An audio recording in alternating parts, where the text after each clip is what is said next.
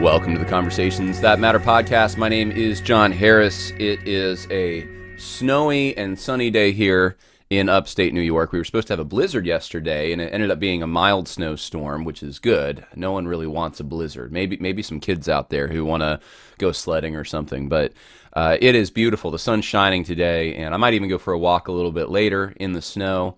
I know maybe I'm weird that way. Not everyone likes that. You know what I should do, and I thought about this. Cross-country skiing. I saw someone doing that the other day, and I thought, man, that really actually looks pretty fun. And I do downhill skiing. I have, at least in the past. I haven't this year. I really need to. But I never got into it. I never knew anyone who did it, at least that I was aware of. And that's something maybe for next winter. I don't know. But I'll go for a trudge, a little walk in the snow later, hopefully, if the time allows. Wanted to talk today a little bit about some of the reactions to this Ukraine situation that I've been made aware of on social media from some evangelical elites, which I found interesting. Well, we're going to talk about the ERLC. We're going to talk about a few tweets. I think it's necessary every once in a while to remind everyone of why I talk about these things, why you listen when I talk about these things. And it's not for shock value. It's not to just beat up on people, certainly. It's definitely not because we don't have maybe other things that are important to do, because I know I do. It's not to be sensational. It's not to feel superior about ourselves. These are all things that I think I sense, and sometimes I see someone like myself can be accused of, as well as you for listening. And that's simply not the case. None of those things are true at all. In fact, people just don't know. I think semi-regularly about other things that would be, in many ways, and I'm not saying in every aspect, but in many ways more rewarding and more fulfilling than talking about errors in not just, as we'll talk about today, not just deep theological errors, because those are certainly the most important, but just the political jostling, positioning, the strategy that's being deployed against you, common people in your churches. And many of these evangelical elites, your pastors in some cases, or pastors you may know in your community, now former pastors for some of you, they listen to these people. And it gets filtered down. And that's really why we talk about it, because these narratives, that some of which I'm going to talk about a little bit today, they get filtered down, and they ended up arriving at the pew level, and they're sometimes used to batter. And I'm speaking very figuratively there, but rhetorically batter those of you who are conservative politically, who are orthodox in your theology, and so I talk about these things to explain why there's an error there, or how you should perhaps respond, give you some ideas. That's the main reason we do this kind of thing. We want to defend the truth. We believe in the true gospel. We believe in Christian ethics. We believe in objective truth. We want to defend those things that we love, and of course the tangible things as well. Our home, our church. Our identity that's been given to us by God, the fact that we're a man, if you're a man, the fact that you're a woman, if you're a woman, the institution of marriage and family. These are important things to us, and so we defend them when we sense that they're being attacked. So I wouldn't consider some of the things I'm going over today to be they're certainly not the most egregious things we've talked about on this show, but I think they are worth, mentioning, and hopefully this will help you as things are unrolling for me about this whole Ukraine situation, and I've done a lot of reading on that even yesterday, and trying to just figure out more and more what's going on. I hope, by the way, I should say this: if you haven't listened to the previous episode on my opinion about the situation in Ukraine, that's not on social justice in the church, but I just give you a window into this is how I'm thinking about it. That may be a good episode to watch, because I'm not going to reinvent the wheel on this podcast, and there may be things I say that you think, wait a minute, hold on, that's not what I'm hearing in the mainstream news media. And it's not. I'm certainly not buying the narrative that's being spun out there in the mainstream. And of course, a few people have accused me of, well, that must mean you're pro-Russian, and that's not true either. I'm certainly not Vladimir Putin's on his side in believing everything he says and thinking that he's a bastion of truth or that his motives are pure as the driven snow or anything like that. Far from it. I have what I would think would be a very healthy suspicion of him, but I have a healthy suspicion, and this is where I get in trouble. I have a suspicion of our State Department and of the narrative being spun by our media right now, and I just don't think that the full truth is being told to us. In fact, I know the full truth is not being told to us in some circumstances. So you're going to want to, if you're curious about any of that, go watch yesterday's podcast. But we're going to talk about Ukraine, and I'm going to lead into some of the Evangelical ERLC articles, the Evangelical elite stuff. Let's start though just with an update. Here's what's going on today, as I'm on the 26th of February. And I'm on the Twitter account. Actually, I'm not sure if Ukraine, I know Russia's website's not back up. Ukraine's website, I am not sure, but their Twitter account is up, and so is Russia's. And I said this yesterday when I showed you some of the memes and just posts that I just thought were strange to me. I don't know who's running Ukraine's Twitter account, but it just seemed immature and weird for a country that's undergoing an invasion to post some of the things that they were posting. But today, they're asking people to donate Bitcoin to them and other cryptos. They're posting some videos, and the narrative today is that Europe is under threat, the entire continent of Europe, about Vladimir Putin's objectives lie beyond Ukraine, that he wants to take over Europe, and that civilians are being targeted. That's the narrative today. And I've seen some of this on Twitter as well. I've seen the videos. I'm aware, and I want to say this before we get into the geopolitical stuff. Anytime there's a war, it is absolutely tragic. War is one of the worst things that someone can undergo and the most traumatic experiences. And no matter where it is always going to be traumatic. It is always going to be an open war like we have here. Not, we've been dealing with bio war. That's bad enough.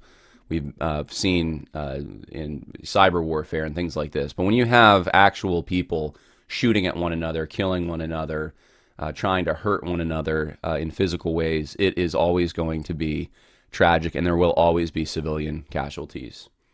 Any student of history knows this. There is no way to avoid that. Israel knows this. Israel, probably the most fastidious at trying their best to avoid civilian casualties.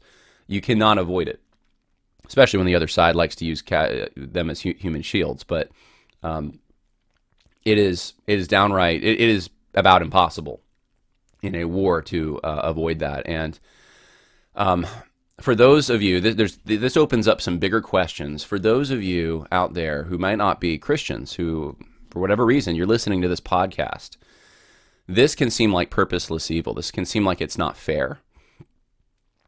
This can seem as if it's horribly evil, and where is God, right? That's the question that's often asked. And the answer to that is that God is still ever present. God never went away, and every one of the people that have died in this, and it's not to minimize the horror of the ways in which they're dying, but every person who's dying is going to die anyways. We all have an appointment with death. Whether it is through a gunshot wound or whether it is through a disease or just old age, we're all going to die. And the real question, the bigger question, is what happens after that?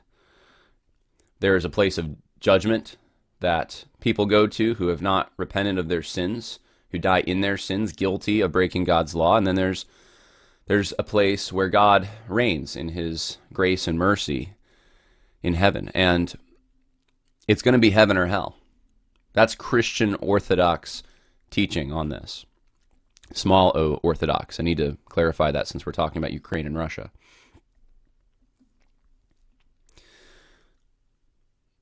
We're not going to understand everything that happens this side, okay? We're just not. The temporal world is a mysterious place because we don't have all the information, but we do have the information we need. we do have the information we need. We do have a revelation from God in his natural revelation. We do have a revelation from God, more importantly, in a special revelation in the Word of God, in the Scripture.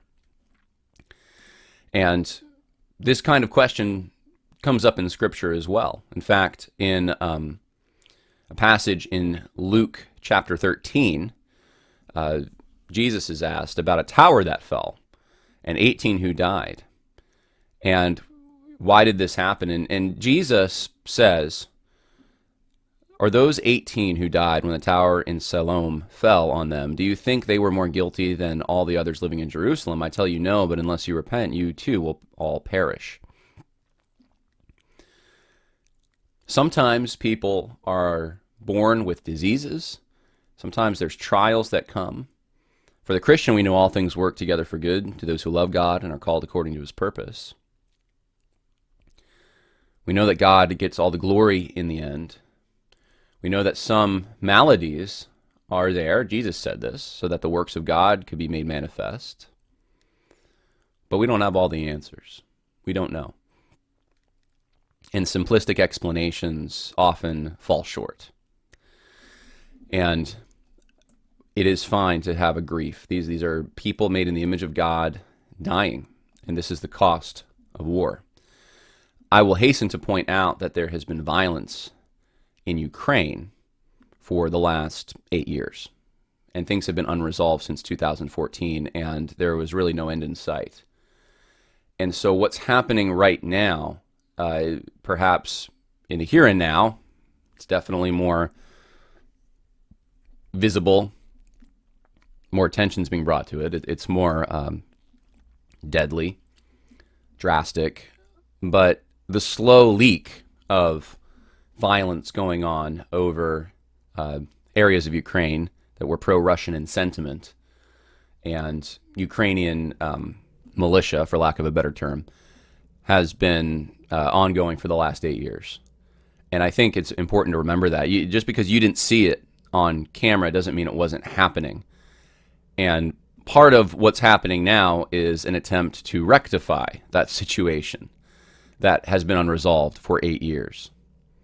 And the obvious question is, why was this unresolved? Why weren't cooler heads able to prevail in a negotiation process? And the answer to that, I don't entirely know the answer. Someone probably does, but I don't. And I talked about this some in the last podcast. I don't want to reinvent the wheel, but the way that our government in particular has treated Ukraine and the factions, or factions, I guess, would be a term to use, that we have backed, is perhaps shows our cards a little, shows that our interests might not have been, and when I say our, I'm not talking about you and me, I'm talking about our government. The government's interests in this may not be pure as the driven snow. So this is Ukraine's Twitter account, and I would encourage you, if you're going to follow this situation, try to follow sources that are primary. Follow Ukraine's Twitter account, see what they're doing. If the website's back up, check it out. Here's the president of Russia, Vladimir Putin, in his Twitter account. You can see it's a lot more professional, whoever they have running this, and it's more diplomatic. It's just showing, it's cataloging, almost, it seems like for historical purposes perhaps, what Vladimir Putin is, what kinds of meetings he's having. He had a telephone conversation recently with President Xi Jinping. And he also had it's showing the president of Uzbekistan, of Syria, France, India, Iran,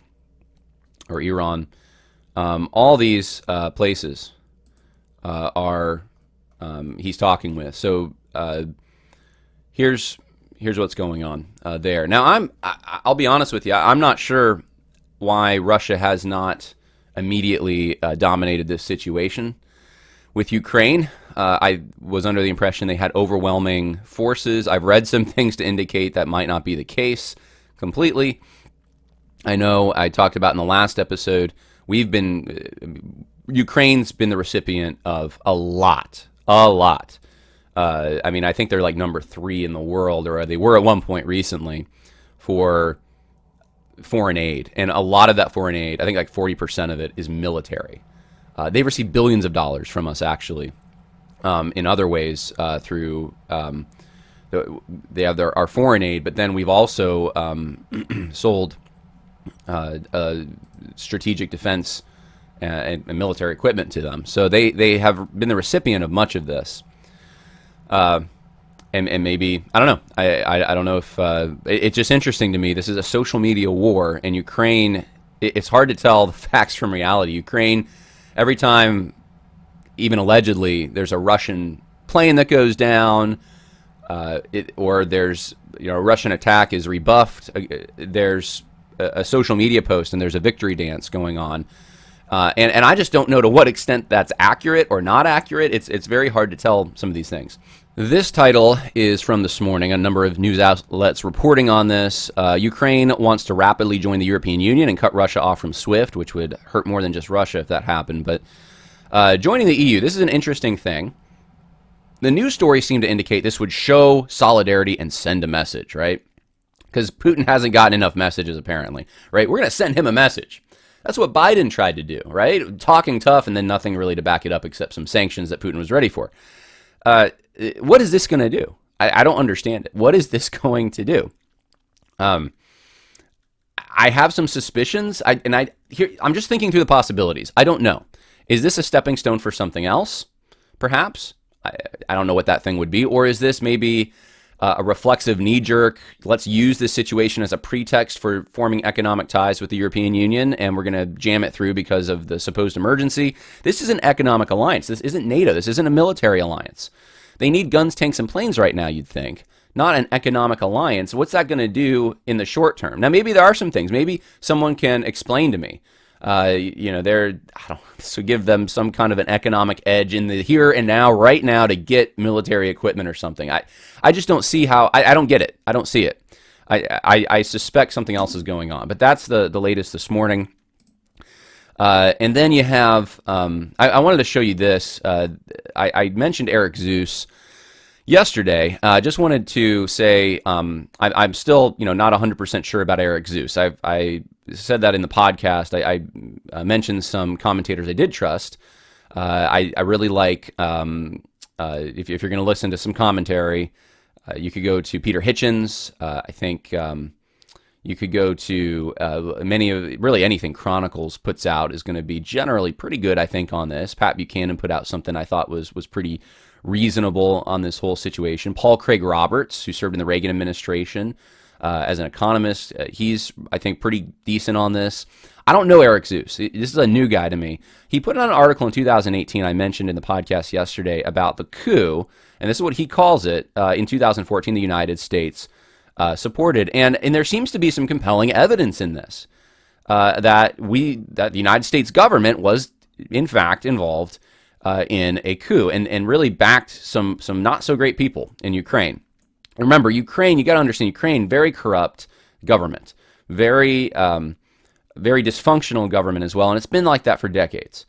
And so there's lots of opportunities to take advantage economically of a country like that. So I just wanted to throw that out there because it dovetailed with something I wanted to share with you now, which is an article I read that I thought was really enlightening called "Why the Ukraine Crisis is the West's Fault, the Liberal Delusion That Provoked Putin" by John Mearsheimer. And I know what some of you are thinking right now, like, oh, it's just the West's fault. It's just America's fault. Just like everything we hear about systemic racism is America's fault.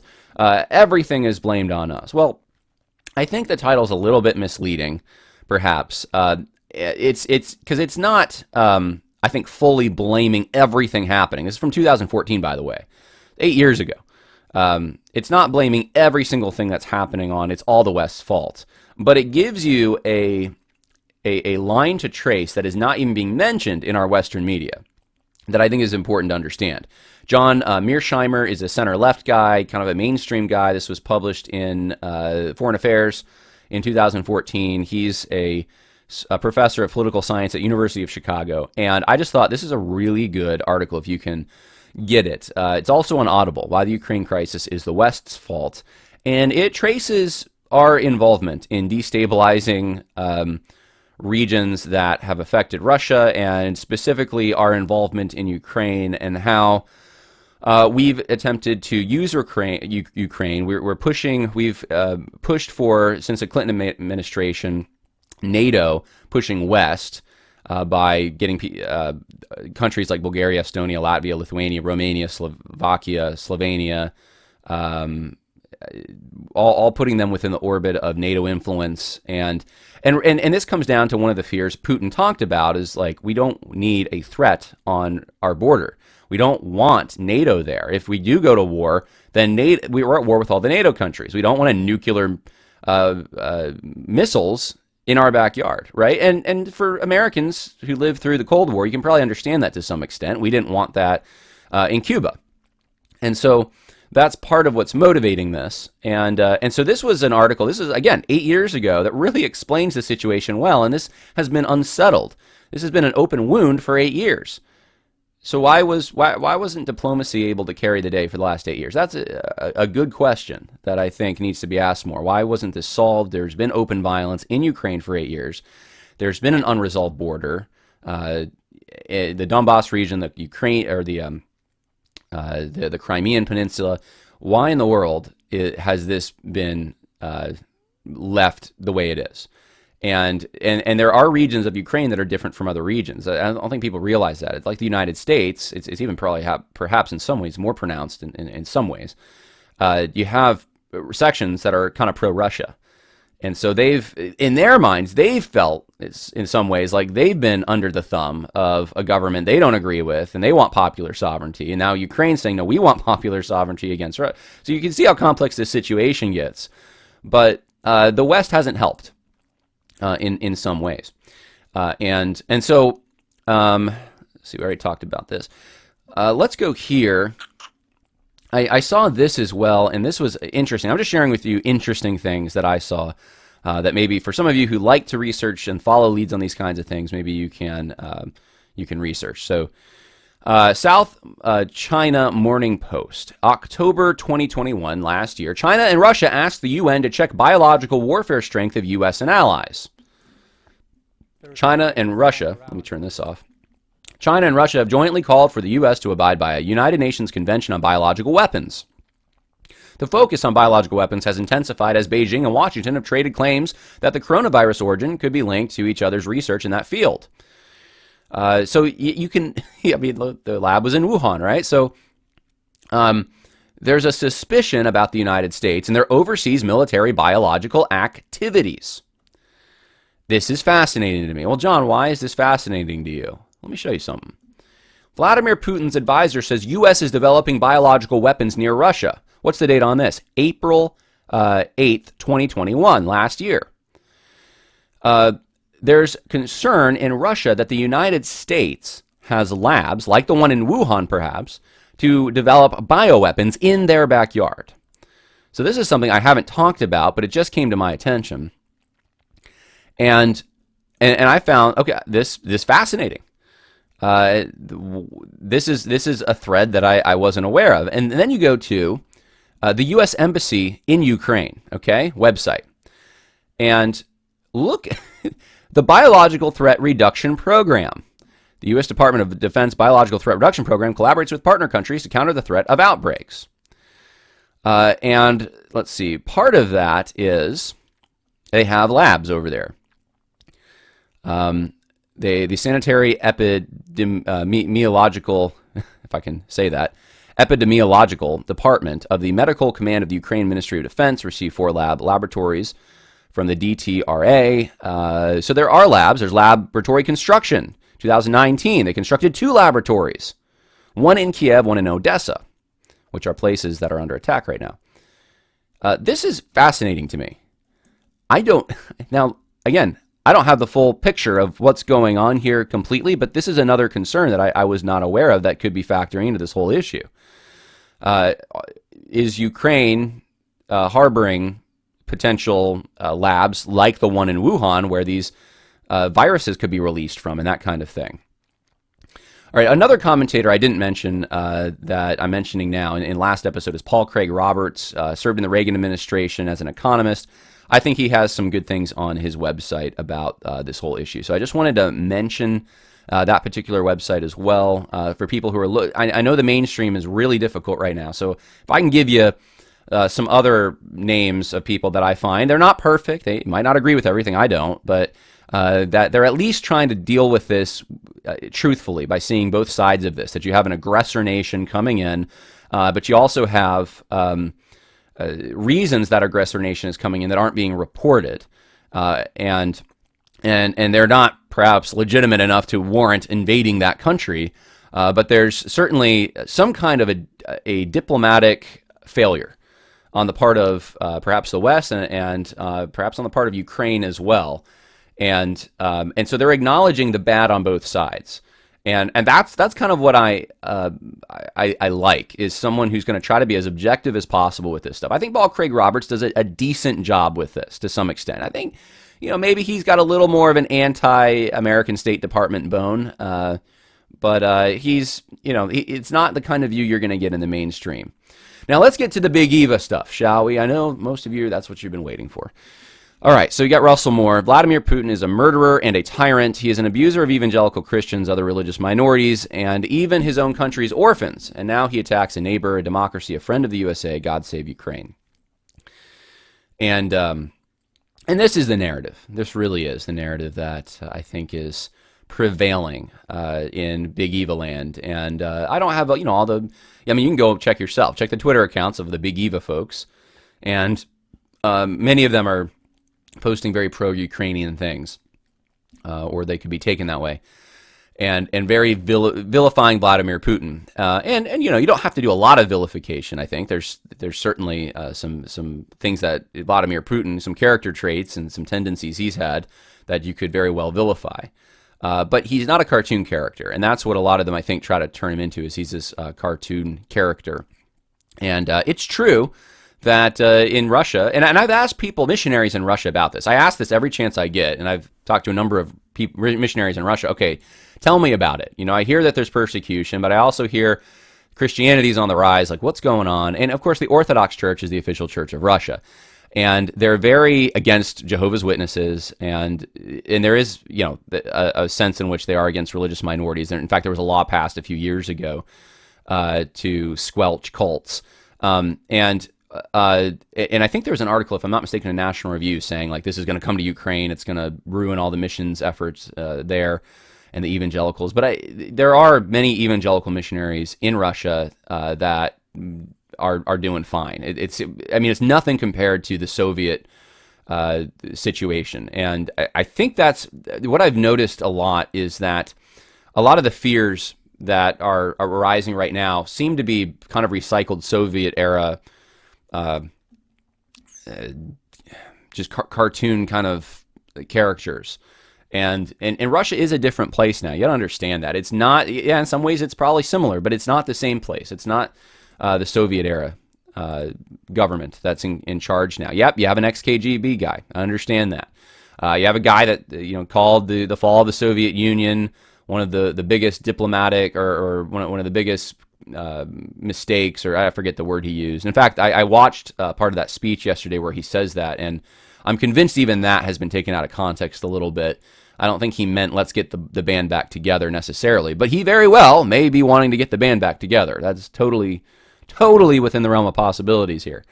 But some of the things that people are pointing to prove that, I'm not so sure about. But anyway, this is Russell Moore. This is what he's saying. And it's a one-way street, and that's all I'm pointing out. It's a one-way street. It's just Vladimir Putin bad, and Ukraine good. And why is Ukraine good, by the way? Because democracy, right? And I'm not even sure that's quite accurate in Ukraine. I'm some of the things I've been reading seem to suggest that it's kind of it. You need a strong moral foundation in your country to have a true republic and a democratic process. If you don't have that and you have corruption, democracy becomes a joke. And we're finding that out in our own country. Our system was created for a religious, moral people. It is wholly inadequate for any other. And this is part of the problem in Ukraine when you have the mob and big business and government all kind of intertwined, and a lot of shady stuff, a lot of corruption. It's not, I don't know if this democracy resembles something that we want to claim as similar to what we have. This is Karen Swallow Pryor. She said, all right, so Ukraine's President Zelensky posts a new video of himself and his team outside of the presidential administration in Kiev, and he says, "We are here, we are in Kiev, we are defending Ukraine," and it's all these tough guys, right? They're all looking tough. They're all looking. He's taking a selfie and video and showing how tough they are. And Karen Swallow Pryor says, "I doubt these guys tweet about manliness." Okay, well, Karen Swallow Pryor, she's not a guy. Let me just break it to Karen Swallow Pryor here. That's what they're doing in this, okay? This is we're still here. We are defiant. Come and get us. We're not afraid to fight. We're confident. We're ready for you. We can't wait to fight you. We're tough guys. That's exactly that's exactly what this is supposed to be communicating.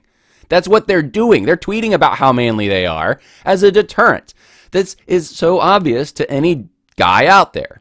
I would think it would be obvious to Karen Swallow Pryor, but apparently it's not. Apparently this isn't tweeting about manliness. Now, why is she saying this? She got raked over some coals for this from some political conservatives. Now, of course, David French, Kristen Dumez, there was some other folks, trying to even think, Daniel Darling. There was a bunch of folks who were liking this tweet. Oh, that's a really good hot take right there. I mean, Karen Swallow Pryor, she's really showing those toxic masculine people in the United States, really showing them, who, like, what's going on and how they're not really tough. I mean, it's kind of she's taking a shot at the quote unquote patriarch movement in the United States, the Christians who really want to recover manliness.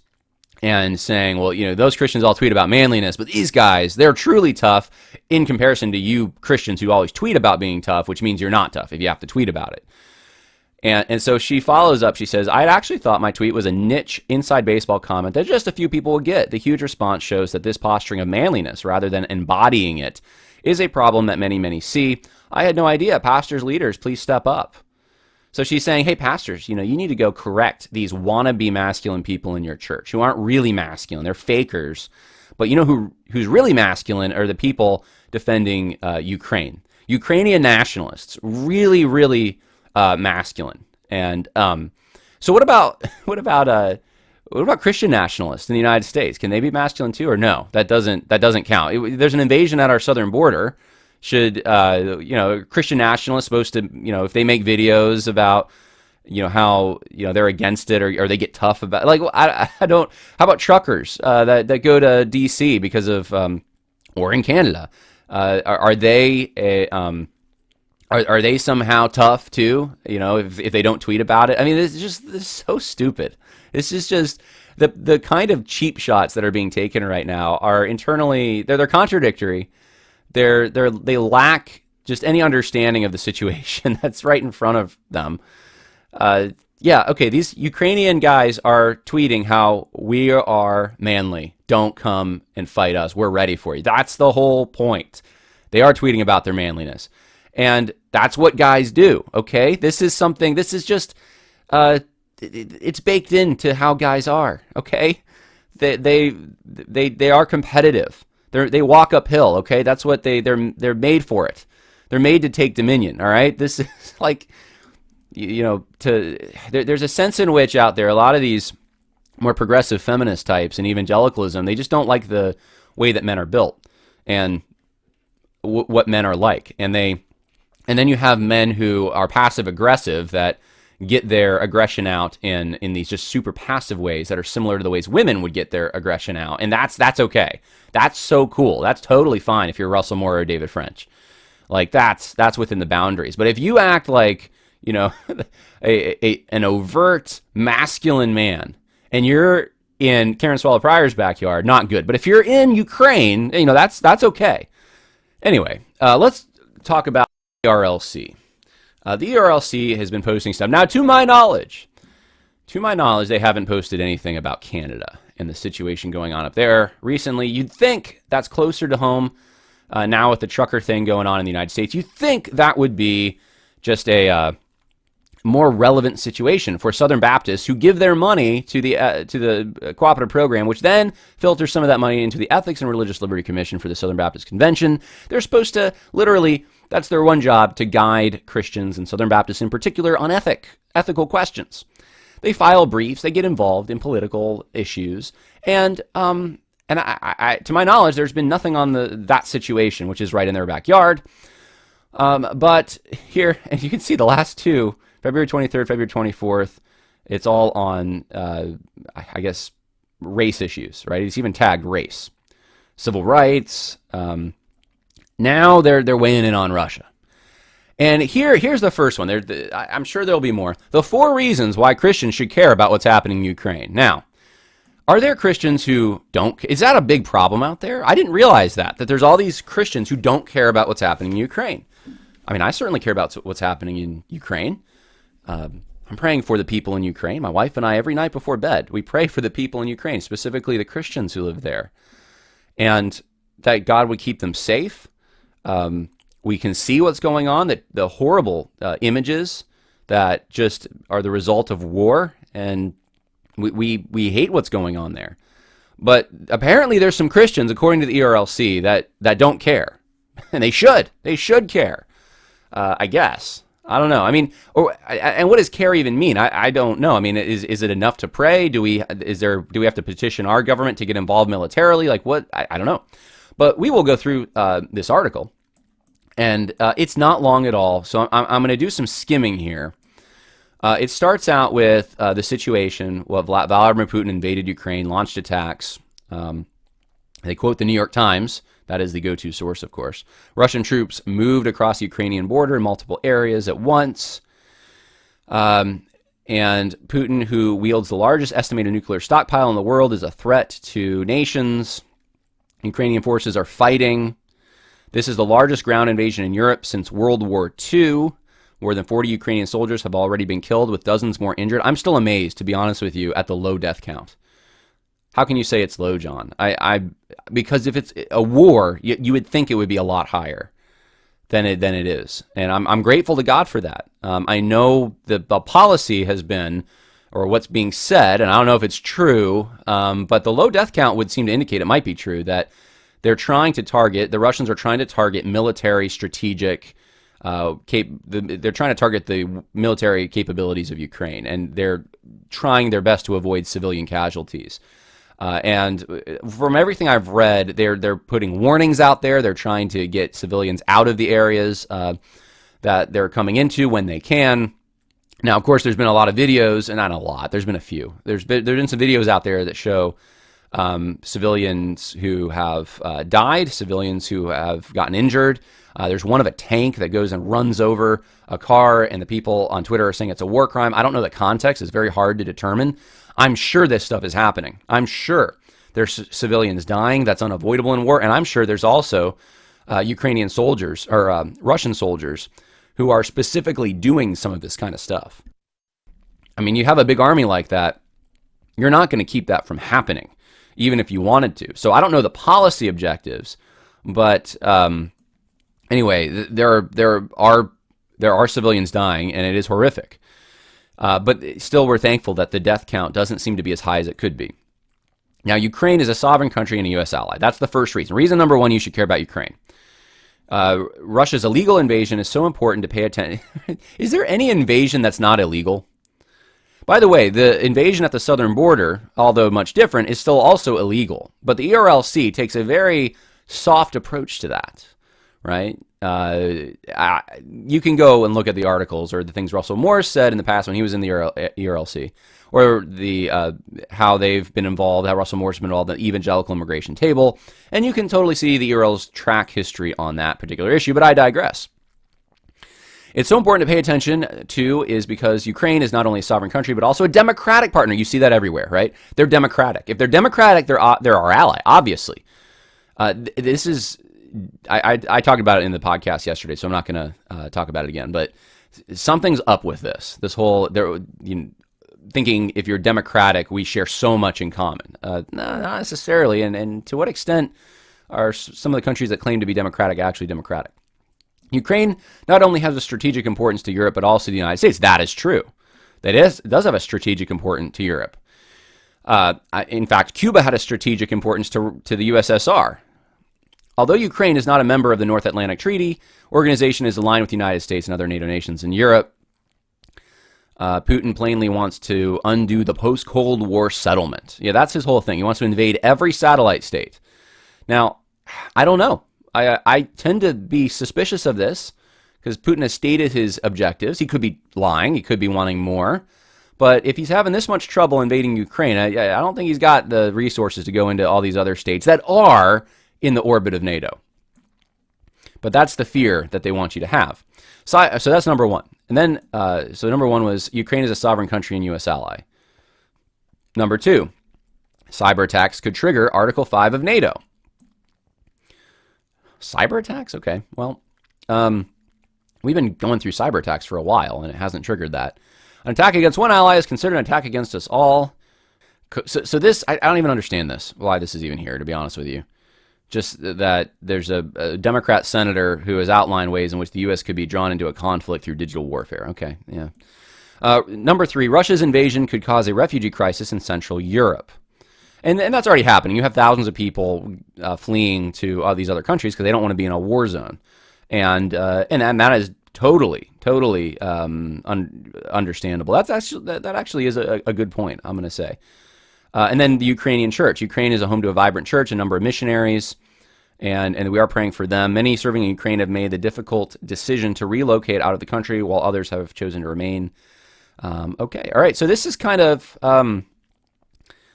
in my opinion, a little bit of a bland article for coming from the publication it's coming from the ERLC. It just, I don't. The ERLC kind of writes the articles that come out a lot of time. They're kind of in the vein of like Gospel Coalition articles.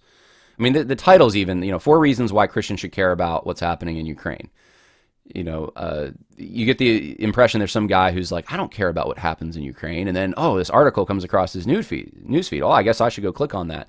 Yeah, everyone's aware of what's happening in Ukraine if they're listening to anyone, and I guarantee they're listening to other news sources before the ERLC. This kind of stuff. It's just obvious stuff. Most of this, it's just this. I don't know. Southern Baptist. Is this the kind of stuff that you pay your cooperative program money for? Commentary like this. Is this what you want? Is this the political engagement you want from your denomination, or is this kind of stuff? Are these kind of fluff pieces? Maybe some of you want that, and if that's what you want, then that's what you're getting, and that's fine. But here's the other one. What does a just end to the Russo-Ukrainian war look like? Here's by Paul Miller. If justice were to prevail in Ukraine, Russia would cease military operations, withdraw from the country, return Crimea and Donbass to Ukrainian control, publicly apologize, and provide restitution to Ukraine, and Vladimir Putin would resign the Russian presidency and turn himself in for a war crimes trial. This has to be one of the, and I'm holding back. I'm trying to hold back. One of the most ignorant things I've read on this entire situation. Maybe the justice would be a lot more complicated than that, Paul Miller. Return Crimea and Donbass to Ukrainian control. Have you looked into Crimea and Donbass? Have you looked into the populations there? And I get it. It's hard to tell sometimes. Do you trust some of the polls and the referendums and all this kind of stuff? But have you looked into why the situation exists in the first place? And a lot of it has to do with Crimea and Donbass. Russians have had a port in Crimea since the 1700s. Donbass, at this point at least, is there's a plurality of Russians, and the majority, apparently, according to some, identify with Russia. They're pro-Russian. You have a similar thing going on in Crimea. What about those regions? Is that the right thing? Just put them back under, but make sure they're under Ukrainian control. Is that the right thing? Or, maybe is there another solution? Is there a popular sovereignty solution? I thought y'all loved democracy. Maybe those people should be able to choose their own destiny in those regions, free from Ukraine and free from Russia. Now, the reality is they're going to be sucked into one of those orbits because they have, it's very hard. Unless you're Switzerland and you're really able to maintain neutrality, you're probably going to be sucked into one of those orbits. But it's a lot less or more complicated than Paul Miller's making out here. Russia would cease military operations. I mean, I think we all want that. But at this point, with the way things stand, that's not real. It's not realistic. I think Paul Miller knows that. But is that going to mean full justice? Does that mean now that this has happened? I mean, now if Russia withdraws, I think they know Ukraine becomes part of, much more likely to be used by the West, even more than they already are. And those close ties will develop even further. There'll be more money pumped into Ukraine, military spending from our country and others, mostly probably from our country. And so, that if that's all that happens is you just cease military operations, there's gonna be a pushback. And so to adjudicate this would require a lot of wisdom and a lot of humility. Publicly apologize. Yes. That's very important to the evangelical elites, to do a public apology, except when they do something, except when the ERLC goofs on something, then, there's no public apology there. And provide restitution to Ukraine. So, restitution for the American equipment that the Russians have destroyed, and some Ukrainian, obviously, but this is just so unrealistic. And Vladimir Putin would resign and turn himself in for war crimes. Really. I mean, I would think at this point, everything that I've seen so far, just about any person who's gone to war any president would be in charge, would be in trouble for war crimes. Okay, so absent divine intervention, that will not happen. What then can we hope and pray for? What should the end of the Russia-Ukrainian war look like? In my recent book on just war, I stress the importance of working to achieve justice and peace. Oh man, this guy wrote a book on just war. Oof. Many debates about just war focus over much on the justice of starting wars. Was it justified to invade or not? Spoiler, no. But justice demands much more of statesmen than they fulfill on a short checklist of criteria.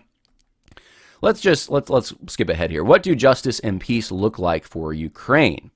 Well, that depends on the course of the war, and it's hard to say in advance what might happen.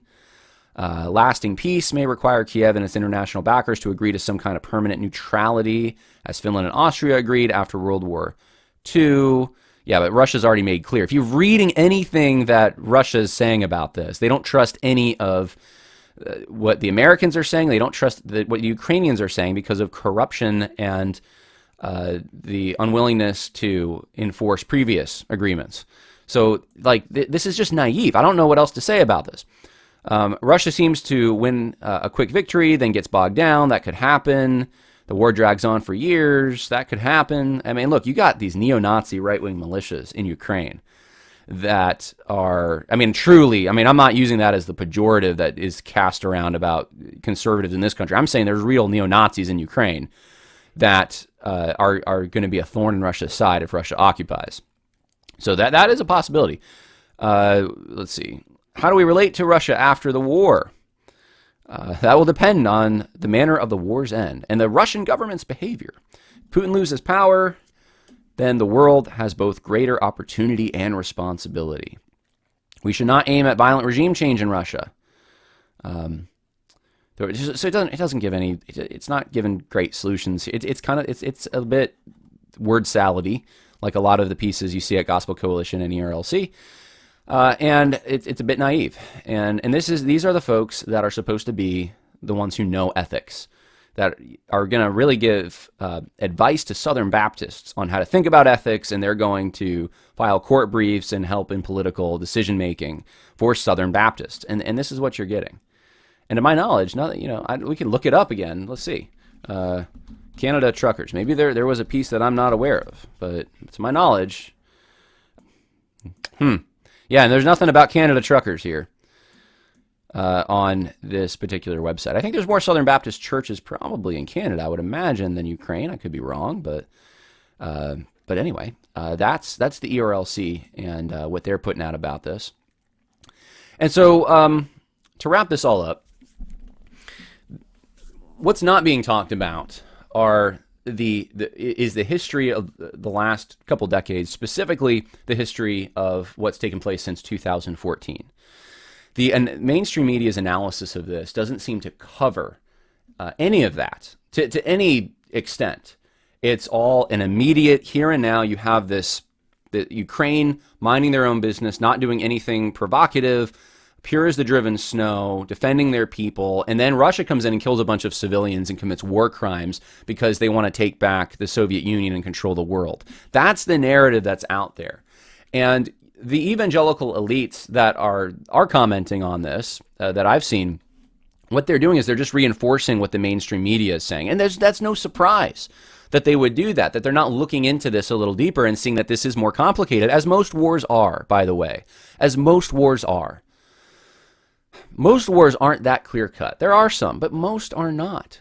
You can't reduce World War II or World War I to these kinds of things. And most people know that. Maybe not about World War II as much. Now that's unfortunately become cartoonized in some ways. But World War I, we still know that, man, this is a complicated affair. And it's really hard to see clear-cut good guys and bad guys. You can kind of, lean in one direction and think, okay, these guys they have a more legitimate reason to be at war. But a lot of wars are complex. I mean, this is what's happened in historiography and in media narratives. And I do have a podcast that I'm planning to release on this. I started writing something about it now like 6 months ago, and I just never got around to finishing it.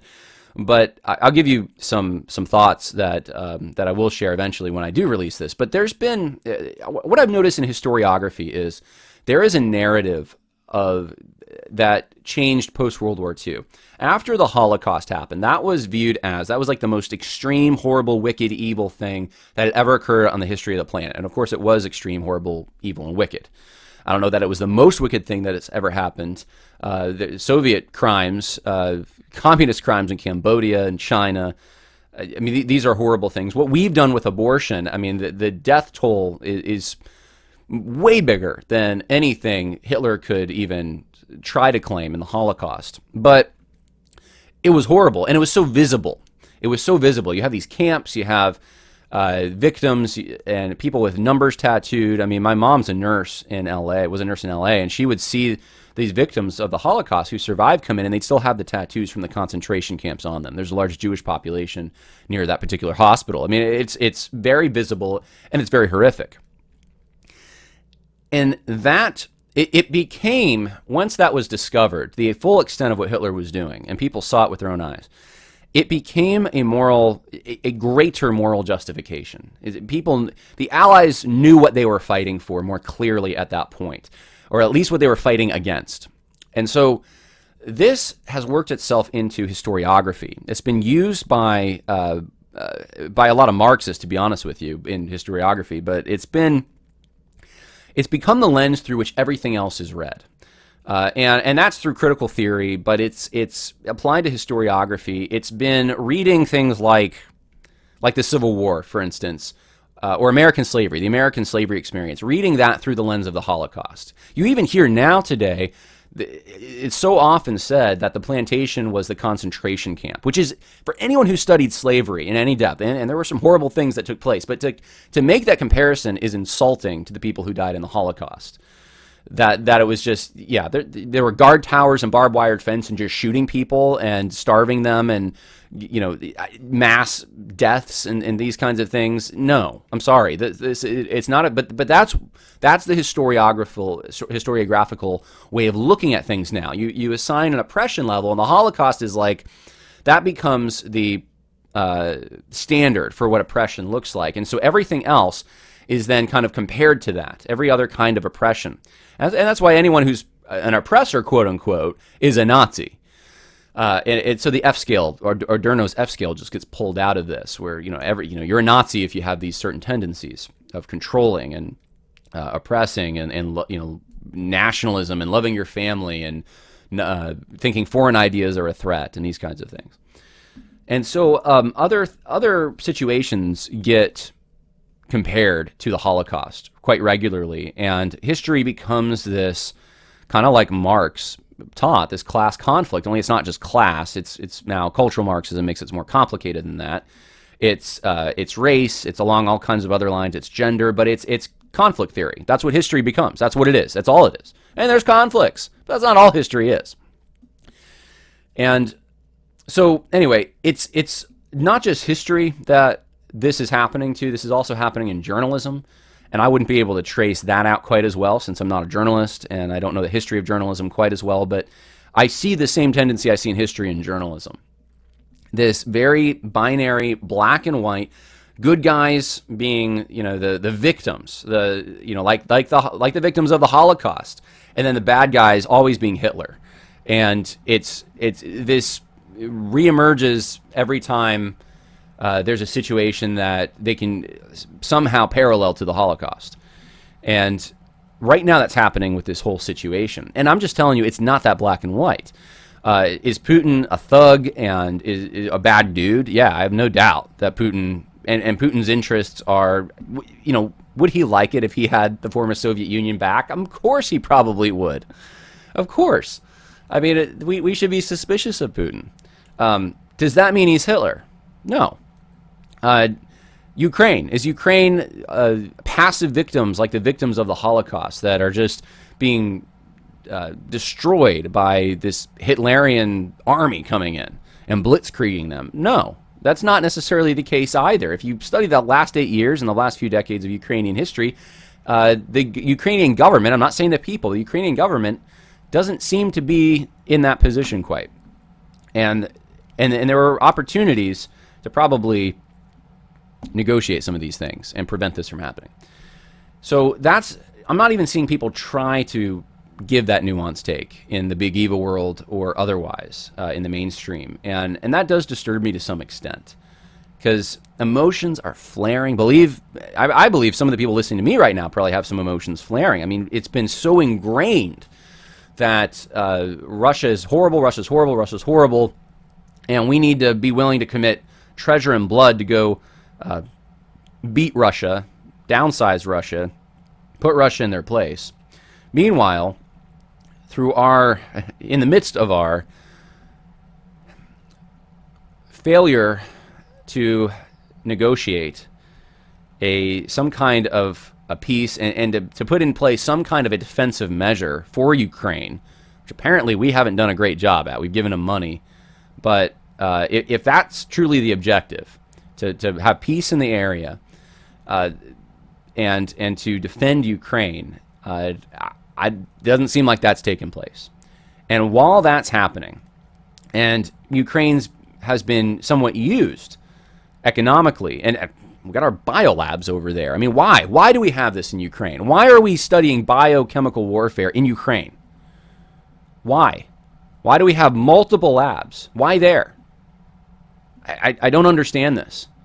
I mean, if I was bordering Ukraine and I knew there were Wuhan type labs in my backyard, I'd be kind of nervous myself. Something's going on here. I'm just telling you, I'm not saying I know all the ins and outs. I'm just saying this is way more complicated than what's meeting the eye. I think we have an iceberg situation going on. And in the midst of all this, of of the West, the governments of the West, the governments, not us, the governments of the West, failing in so many ways to really even negotiate, and not saying Putin's not failing here too. Guess who's becoming closer? China. China and Russia are becoming closer. And that's concerning. That's very concerning. This is pushing Putin closer and closer into China's economic arms. And China's economy and military much more threatening and big. And that's what I got my eye on. So, I know that's not the most encouraging thing to end on. But I wanted to put out a podcast before the weekend. I did have a few thoughts, and I did want to share with you some of the Big Eva takes. And look, they're not that interesting, really. I shared them with you just to reinforce that. Look, they're just parroting the same narrative the mainstream media's talking about, and that comes as no surprise. But real people are dying. Real people are losing their homes, fleeing their homes. This is a tragic situation. Put yourself in that for just a moment and think about what that would be like if, I live very close actually to an Air Force base, not too far away. And if that was being shelled, it would have a devastating impact on the region I live in. In fact, I just found out not too long ago, one of the Republicans running for governor has revealed that there is a Chinese military-styled camp in my backyard, probably 15-minute drive from my house. And I saw a video on it. It's public. It's online. I haven't been there. I'm not seeing it. I don't, necessarily have an intention of that, but I am aware of it, and it makes me kind of uncomfortable. And this is going on in our country. From other folks I've talked to in the military, they're saying that China's buying up land around a lot of military bases. This particular situation where I live, it's hundreds of acres apparently, according to, it's a police chief actually who's running for governor. It's barbed wire fencing around it, the dogs, khakis, military style dress, and it's Chinese. And I don't know what to say about that other than it's, I think the domestic issues in our country are probably some of the things that are preventing us from being able to help in international situations all that much. And if that ever went south, if something happened, if China and the United States were at war and they're attacking the region that I live in and I have to escape, I have to flee to Canada. Lord forbid, please. I don't want to go to Canada. What would that be like? That would be horrible. And a lot of the people in Ukraine, including our Christian brothers and sisters, are going through that. So pray for them. Pray that the Lord would protect them, because it doesn't look like they're going to get protection from other places. And pray for wisdom. And that includes our government leaders, obviously, the leaders in Ukraine, the leaders in Russia. There's a lot of geopolitical maneuvering going on right now, and I don't know where it's all going to lead. But we need to trust God. That God He knew all this was going to happen. It's part of His decree, and He is still in control, even in the midst of this. And His purposes, as Daniel reveals, right? His purposes aren't always visible to the naked eye, but His purposes are still accomplished.